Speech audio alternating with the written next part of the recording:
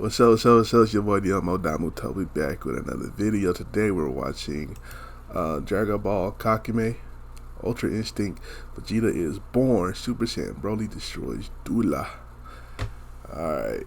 Like I was trying to spread this one out because it's like the last chapter that came out. This is the last chapter that came out from what I've seen on UnrealEntGaming's one. So UnrealEntGaming channel, and so it's the last one. But I really wanted to watch it because Vegeta going Ultra Instinct. Who don't want to see that? So we gonna get into it. Make sure y'all like, comment, subscribe, baby.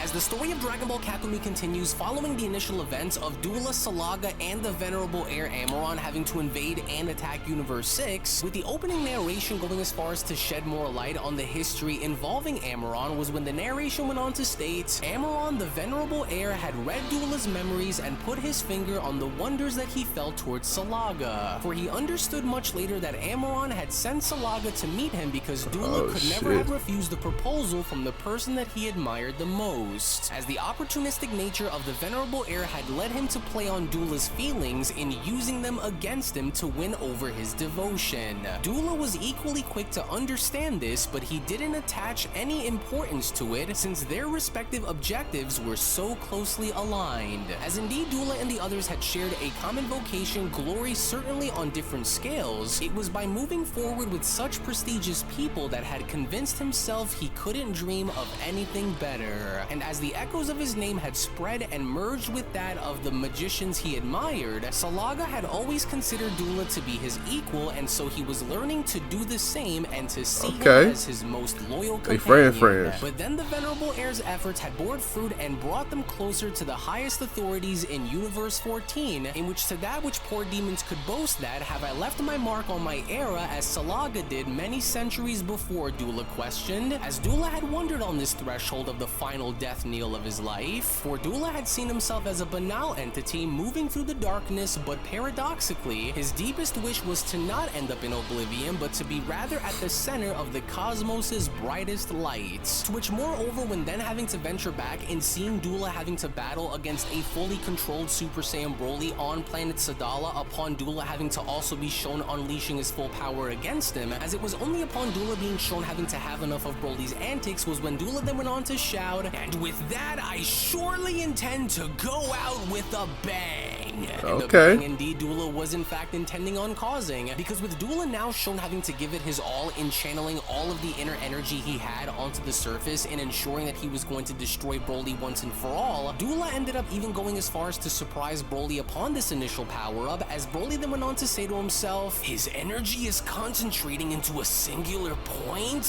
He's not gonna. Salaga, venerable heir, thank you too for making my life so exciting, Doola says. But Broly by no means was going to have it, because with Broly understanding exactly what Doola was going to do, angry ass Broly had taken initiative in attacking Doola by then shouting, "You really want to end your life? Exactly, Saiyan, and you'll be coming with me." Oh hell no, I'm out. Fuck that shit, I'm out. My energy into trying to harm you, but it's no use, for you're much too strong to fight head on. But even then, the Death Pact increases my power tenfold by conferring on me all of the power of my predecessor's summonings, so I might as well tell you that you have no chance of survival. And to die in a fireworks display visible to an entire planet, that's the bare minimum that I deserve. To which it was only within that very moment, as a gigantic explosion was now shown emanating from the voids of space, as everyone on planet Sadala was able to see this, the entirety of this overall explosion had gone as far as to take Doola in sacrificing his own life as a means of getting rid of Broly, to which even during this display, as the other Saiyans were shown having to observe this and not believing as to what they were seeing, was when Kaba and Caulifla went on to then chime in, "No, it's him! We need to hurry!" Well now, you did it after all, the venerable heir Amaron went on to then chime in, with Vegeta questioning, "What? No, Broly!" Well, if you want to go as far as to ask me, the Venerable Heir went on to then chime back in, your friend had to give up the ghost, that explosion. Yes, I'm not sure if I even myself could have resisted it, with Vegeta responding, Broly, you're That's a big explosion. But surprisingly enough, even then within the middle of the explosion, it looks as though Broly himself was not willing to go out like this, but instead, it had only now looked as though Broly was trying to do his best in condensing this explosion as a means of having to control it, because by no means was Broly willing to let up by having this be the end of him, how strong is this motherfucker? on planet Sadala as we currently have known it. So what Broly ends up doing is concentrating all of his energy in trying his best to condense all of this in one by only looking to get rid of Doola and Doola alone by having to save everyone in the process of having to condense such an explosion. It was only during the middle of this act alone with the others Broly, tell them Broly you different, Broly. Tell them niggas you different, nigga. The explosion seems to stop expanding. What the hell are you doing? I forbid you to. That Saiyan, Amaron went on to then respond. I can't believe it, Vegeta responds. He's compressing the explosion. To which it was only during the middle of this with Broly telling Doola to shut up as Doola was struggling in not knowing as to what was happening was when Doola then went on to shout, No! This can't be! How? But it was already too late because with Broly shown having to finally close his hands in marking the final end of Doola as we know it, the okay, cook that nigga, Broly. Involving Broly and Doola had only resulted in Broly condensing the explosion so much so that not only was Broly shown having to save the entirety of planet Sadala, including both himself and Vegeta, but it had only now looked as though the only other individual that was seemingly caught within the middle of this explosion by perishing was none other than Doola himself, to which as soon as Broly was shown having to revert back down to his base form as he was caught by one of the Saiyans on his way back down onto the planet was when one of the Saiyans went on to then chime in, Well done, my friend, you've saved us all and you can be proud of yourself for everything you've just did. To which as soon as Broly was put back down as he was calling out for Kale, with Kale also doing the same for Broly, it only had now looked as though both Kale and Broly were seemingly out of commission based on their overall battle that was shown taking place, as one of the other Saiyans went on to then shout, Listen, call a Tuffle doctor right now for they need help. Please tell me that she's alright. Well, she's not in a very good condition, one of the Saiyans responds, but you can go as far as to thank her, Broly, for it's thanks to her that you were able to regain consciousness once again, with Broly having to utter, I forgot she did help him. Everything. I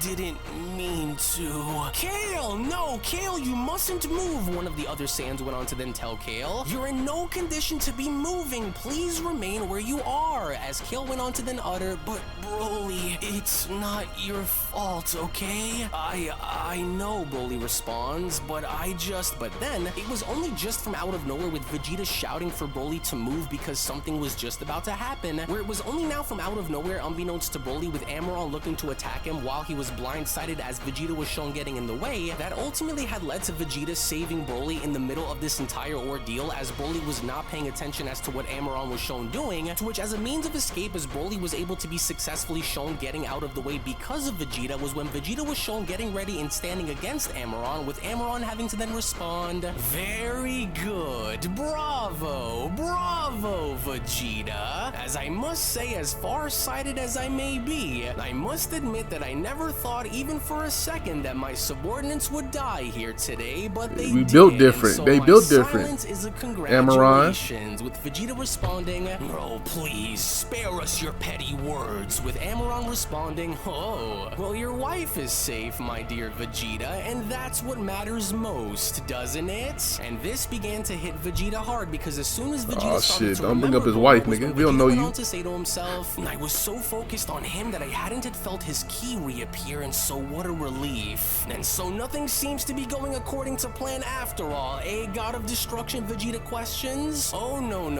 Please don't think that your victory is a foregone conclusion, Amaron responds. For I won't let you go, Vegeta, as I asked you to show me your maximum power and you didn't obey. Yet at the same time I've seen it in your recent memories, that power itself, but now I've lost my patience, Amaron says, with Vegeta then having to shout, Watch out! out! To which once again now from out of nowhere, as soon as Amaron was then shown once again having to attack all of the Saiyans that were shown below, was when we cut niggas in half. we only then Ooh, get to see shit. how multiple Saiyans were shown getting that chopped Kaba? up by one of Amaron's attacks, with no one who was shown remaining on the battlefield being strong enough, with the exception of Vegeta, in having to avoid and or counter such an attack. This entire circumstance in and of itself, surprisingly enough, had also gone as far as to trigger one of the admirals in becoming a Super Saiyan after having to see all of his Saiyan comrades be wiped out by this one singular attack that Amaron was shown unleashing. But it was only shockingly enough, once again, before this admiral was shown having to take any sort of action against Amaron, was when Amaron was shown having to appear from out of nowhere behind the admiral and having to be shown completely slicing off one of his arms before he could even act upon attacking Amaron, to which even then, as the situation Vegeta, you do something about this. Even more gruesome, with Saiyans beginning to fall one by one on the battlefield by the hands of Amaron, there was essentially nothing that any other Saiyan could do about this overall situation, especially after being sliced yet again near his stomach, as all of this seemingly enough had come from Amaron wanting to see Vegeta's true power and wanting to see what Vegeta was truly capable of, and from that point not being shown getting that out of him. So instead, Amaron had gone as far as to make this his mission to wipe out anyone on the battlefield as a means of having to prove to Vegeta that his disloyalty and his dishonesty wasn't going to be tolerated, because with Vegeta not being able to do anything to show this power to Amaron, what Amaron was willingly about to do before anyone could act upon it was Amaron was shown sticking his arm out just before having to Hakai one of the Saiyans on the battlefield, until it was only from out of nowhere, as soon as Broly had gone as far as to question as to where Vegeta had went, was when Vegeta was then shown quickly dashing on in and having to deliver a thunderous knee to Amaron's face, which had not only gone as far as to garner Amaron's attention, but was also shown from there having to break off his mask, as Amaron then went on to respond, "Well now," Amaron went on to utter, shit. "Here it is. That's exactly what I saw. Oh, that nigga crazy. He used it. I didn't see him move, and yet Broly says, Vegeta. He's awake! King Sadala is awake!" the Saiyans shout. "Where is that demon? What happened?" Sadala asks. "Please do not worry, your majesty, for the demon has been defeated by Broly, as only the masked man remains as the only demon left." "What a relief it is," Sadala went on to then utter. What is it really? Could it be?" To which, lo and behold, in a spectacular fashion, with Vegeta's back now turned, as King Sadala went on to utter, "Prince Vegeta," we are only then within that very moment upon having to gaze Vegeta and his newly found power having to manifest itself on the surface, go as far as to establish the fact that with Vegeta now having to bear the powers of Ultra Instinct, or at least in this case Ultra Instinct Omen, this had only now meant that Vegeta was indeed now ready for war, as it was only right then and there now during that moment where the Beyond Dragon Ball Super Ultra Instinct, number 25 special then comes to a close. Now, you can go and make no mistake about the fact that Vegeta's foreshadowing from the very early beginnings of Dragon Ball Kakumei, in understanding the fact that in this particular story that was put together by the Kakumei team, we knew that Vegeta really wasn't going to have Ultra Ego per se, but instead to only see Vegeta go as far as to unlock the powers of Ultra Instinct now, one can only go as far as to imagine as to how powerful Vegeta is going to be as this battle with Amaron continues, because despite the fact of with Broly having to master his power, which I think was a really good choice in this story, but it kind of almost felt as though his overall engagement with Doola felt a little bit dragged out, because Broly should have annihilated him from the very beginning. But even now, with Amaron's army beginning to dwindle, we can only hope and expect to see Vegeta and company be able to annihilate Amaron once and for all, but to that, we're simply going to have to wait and see what comes out of this on April 25th. So again, I want to go ahead now and get your overall thoughts. Alright, that was a cool little chapter. Okay, Doola get fucked up. I like shit. Amaron about to get fucked up as well. You know what I'm saying? We also love that as well. So Vegeta with Ultra Instinct. Okay. Shout out to Dragon Ball Kakumei, man. Shout out to UnrealEntGaming for this video. And make sure you like, comment, subscribe. Check out the last chapter right here. Check out another video right here. And I'll catch you next time. Peace.